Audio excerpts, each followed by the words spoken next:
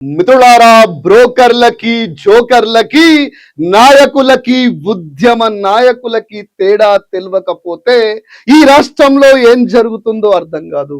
నేను ఈ ఊరికే స్టేట్మెంట్ ఇవ్వలే మిత్రులారా.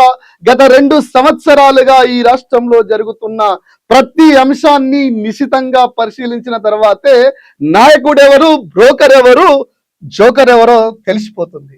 మిత్రులారా, ఇది ఒక్కసారి చూడండి. ఒక రాష్ట్ర ముఖ్యమంత్రిగా ఉండి గురుకులాల్లో పిల్లలు చచ్చిపోతుంటే నాకేంది, నా మనమడి సంతోషం కోసం, నా అన్న కొడుకు సంతోషం కోసం, నా మిత్రుడు సంతోషం కోసం, ప్రియాంక గాంధీ కొడుకు సంతోషం కోసం తెలంగాణ ప్రజల చెమట చుక్కల్ని 100 కోట్ల రూపాయలు ఖర్చు పెట్టి ఈ మెస్సీ అనటోని తీసుకొచ్చి రేవంత్ రెడ్డి తన మనమడితో ఫుట్బాల్ ఆడిస్తున్నాడు. ఇది రాష్ట్ర ముఖ్యమంత్రి పరిస్థితి. మిత్రులారా, ఉద్యమ నాయకులు ఎందుకు ఉండాలి అంటే, తన నియోజకవర్గంలో ఒక అమ్మాయి డాక్టర్ చదవడం కోసం డబ్బులు లేకపోతే తన సొంత జాగని తనఖా పెట్టి తన బిడ్డ కాకపోయినా తన ఆస్తిని తనఖా పెట్టి తన చదువు కోసం లక్షల రూపాయలు తన భూమిని తనఖా పెట్టి తన ఇంటిని తనఖా పెట్టి చదివిపిస్తున్న ఒక ఉద్యమ నాయకుడు ఇంకో దిక్కు. మిత్రులారా, ఓటు నోటు దొంగ ముఖ్యమంత్రి అయితే ఎట్లుంది, ఉద్యమ నాయకుడు ఎమ్మెల్యే తన నియోజకవర్గంలో ఒక ఆడబిడ్డకు చదువు కోసం తన ఇంటిని తనఖా పెట్టిన పరిస్థితి ఎట్లా ఉంది ఆలోచన చేయండి మిత్రులారా. గందుకనే చెప్తున్నా, జోకర్లకు బ్రోకర్లకు నాయకులకు ఉద్యమ నాయకులకు తేడా తెలియకపోతే ఆగమైతం అంటున్నా.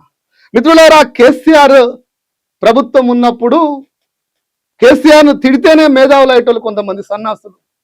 కోవట్టాపు కాంగ్రెస్ అని చెప్పేసి ఆగ్నూరు మురళి తెల్లారి లేస్తే వాడు ఐఏఎస్ సంగతి పక్కన పెట్టి రాష్ట్ర రాజకీయాల మీద మాట్లాడేటోడు, కేసీఆర్ మీద బురద వేలేటోడు, కేటీఆర్ మీద బురద వేలేటోడు, హరీష్ రావు మీద బురద వేలేటోడు.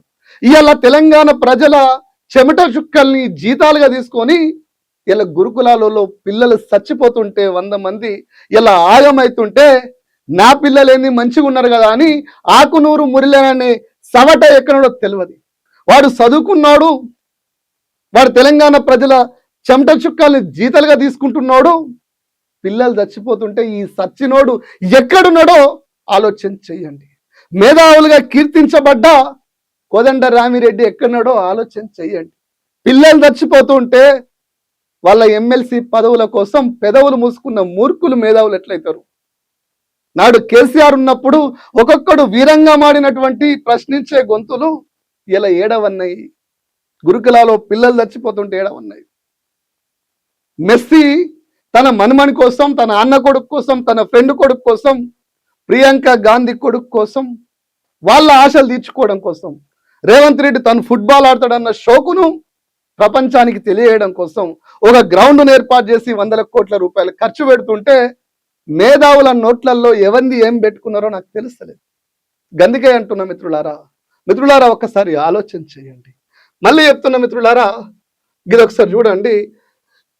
జర్నలిస్ట్ రేఖ అనే అమ్మాయి నా వీడియోకి సంబంధించినటువంటి కామెంట్ను నాకు మెసేజ్ చేసింది. అన్న, ఇది ఒకసారి చూడండి. ఏంటంటే, అన్న మంత్లీ ఒకసారి అట్లా వచ్చి పోతున్నారు, రెగ్యులర్గా ఎందుకు కనిపిస్తలేరు అని. రెగ్యులర్గా కనిపించాలంటే ఆకుల శ్రీనివాస్ రెడ్డికి ఎవరు జీతాలు ఇయ్యరు, ఎవరు పైసలు ఇయ్యరు. నేను ఈ రాష్ట్ర ప్రయోజనాల కోసం, ఈ రాష్ట్రానికి ఏది మంచో ఏది చెడో చెప్పడం కోసం నా వంతు ప్రయత్నం చేస్తూ ఈ ఛానల్ని నిలబెడుతూ మళ్ళీ నేను బతకాలంటే నా పని నేను చేసుకోవాలి. మళ్ళీ తెలంగాణ సమాజానికి ఎట్లా బతకాలో చెప్పడం కోసం వీడియోలు చేయాలి. ఎందుకు చెప్పాల్సి వస్తుందో తెలుసా మిత్రులారా? నాకు ఊహ తెలవని నుంచే తెలంగాణ ఉద్యమంలో ఉన్నా. 2005లో నేను అప్పటికి ఆమన్న నిరాదీక్ష చేసిన తెలంగాణ కోసం. దాదాపు 14 ఏళ్ళు గులాబీ జెండా మోసిన గులాబీ సైనికుని నేను. ఈ రాష్ట్ర ప్రయోజనాల కోసం ప్రాణాలు పనంగా పెట్టి కొట్లాడిన ఉద్యమకారుణ్ణి. తెలంగాణ రాష్ట్రం ఏర్పాటు జరిగినాక మిత్రులారా, ఒకసారి ఆలోచన చేయండి. తెలంగాణ ఉద్యమ సమయంలో కేసీఆర్ చెప్తుండేవాడు, లంకలో రావణాసురుని చంపినప్పుడు కొంతమంది కొనపానంతో ఉన్న రాక్షసులు అయ్యో మమ్మల్ని కూడా చంపురి, మా పరిస్థితి ఎట్లా అంటే, మీరు వచ్చే జన్మలో సీమాంధ్రలో పుట్టి తెలంగాణ ఆకాంక్ష పరులని పీకదినూరి అన్నట్టు ఆనాడు కామెడీగానే కేసీఆర్ కథ చెప్పొచ్చు, కానీ ఇలా నిజం అనిపిస్తుంది. నా రాష్ట్ర ప్రయోజనాల కోసం కొట్లాడుతున్నా ఈ రాష్ట్ర సంపద, నేను ఆన్ రికార్డ్ చెప్తున్నా, ఇట్లా చెప్పచ్చు చెప్పకపోవచ్చు, ఒక జర్నలిస్ట్ గా చెప్పకపోవచ్చేమో, కానీ నేను చెప్తున్నా, ఇలా ఆన్ రికార్డ్ చెప్తున్నా, కేసీఆర్, హరీష్ రావు, కేటీఆర్ తెలంగాణ రాష్ట్ర సంపద. వీళ్ళు మళ్ళీ చెప్తున్నా, వీళ్ళు తెలంగాణ రాష్ట్ర సంపద. తెలంగాణకి ఎవడన్నా ద్రోహం చేస్తే ముందుగా వినిపించే గొంతులు గివి. 70 ఏళ్ల వయసులో తెలంగాణకు అన్యాయం జరుగుతుందని, నీళ్ల దోపిడీ జరుగుతుందని పక్క రాష్ట్ర ముఖ్యమంత్రి చంద్రబాబు నాయుడు, నా రాష్ట్ర ముఖ్యమంత్రి ఆయన మోచేతి నీళ్లు తాగుతూ రాష్ట్రానికి ద్రోహం చేస్తుంటే, న్యాయం చేయాల్సిన నరేంద్ర మోడీ చంద్రబాబు నాయుడు కనసన్నల్లో పనిచేస్తుంటే, 70 ఏళ్ల వయసులో బొబ్బిల్లా వస్తున్న కేసీఆర్ కదా ఈ రాష్ట్రానికి నిజమైన సంపద. మిత్రులారా, ఒక్కసారి ఆలోచన చేయండి. కేసీఆర్ అనే వ్యక్తి తనను కొడితే భరిస్తాడేమో, కానీ తనను తిడితే అవమానిస్తే భరిస్తాడేమో, కానీ ఈ రాష్ట్రాన్ని తిట్టినా, అవమానించినా, ఈ రాష్ట్ర ప్రయోజనాలకు తాకట్టు పెట్టినా ప్రాణం పోయే పరిస్థితిలో కూడా నిలబడి యుద్ధం చేసే ఒకే ఒక్క మగవాడు కేసీఆర్. ఆయన రాజకీయ వారసత్వంగా వచ్చిన హరీష్, కేటీఆర్ ఎక్కడ కూడా తగ్గరు. అందుకే చంద్రబాబు నాయుడు కనసన్నల్లో విజయవాడ, గుంటూరు, రాజమండ్రి నుంచి తెలంగాణ కోసం మాట్లాడుతున్నటువంటి కేసీఆర్ మీద, కేటీఆర్ మీద, హరీష్ మీద వ్యక్తిగత ప్రాపగండ జరుగుతుంది. దీనికి వ్యక్తిగత ప్రాపగండ చేయడానికి చంద్రబాబు నాయుడు 100 కోట్ల రూపాయలు జీతాలుగా ఇస్తుంటారు. అందులో చేసే వాళ్ళు కూడా చాలా మంది నా రాష్ట్రాన్ని విడదీసిర్రు, నా రాష్ట్రానికి ద్రోహం చేసిర్రు అన్న కోపం ఉన్న వాళ్ళని, యువకులను పట్టుకొని కేసీఆర్ను, కేటీఆర్ని, హరీష్ని తిట్టిపిచ్చే పని చేస్తుర్రు. ఒక సైకోయిజాన్ని ప్రేరేపిస్తుర్రు.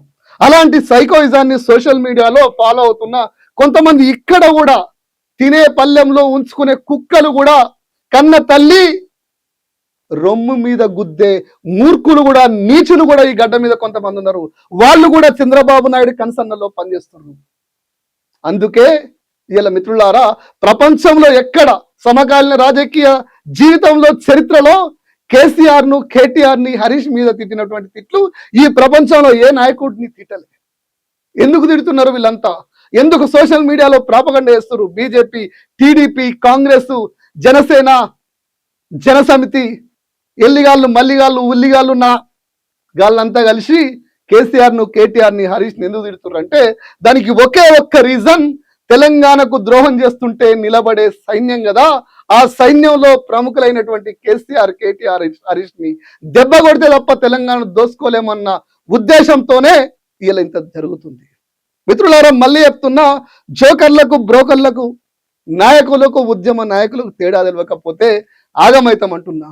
నాడు కేసీఆర్, ఒక్కసారి ఆలోచన చేయండి, నాడు కేసీఆర్ బాహుబలి మోటార్లు తెస్తే రేవంత్ రెడ్డి కాంగ్రెస్ పాలనలో ఇలా బాంబులు పెట్టి చెక్ డ్యాములు పేలుస్తున్నారు.